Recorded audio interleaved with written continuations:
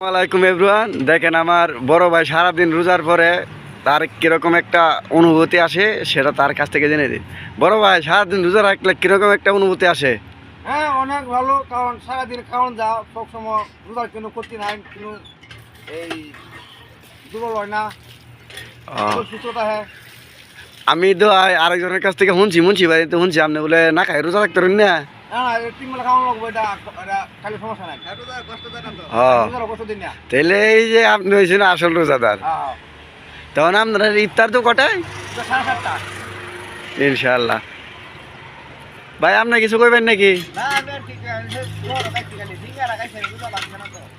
ওহো, ও আমরাও না খাই রোজা থাকতে পারেন না। আচ্ছা ঠিক আছে, তাহলে আমার আরেক বড় ভাই ভাই সারাদিন রোজাটা কেমন কাটলো? খুব কষ্ট হয়েছে। ও, আজানের তখন আরো আধা ঘন্টা বাকি আছে। না খাইলে বলে রোজা থাকতে পারেন না? না খালি রোজা হয় না। আহ, ঠিক আছে, বিশাল কষ্ট হয়েছে রোজা থেকে। তাহলে আমরা ওই ইতিমধ্যে 3জন সঠিক রোজাদার পাইলাম।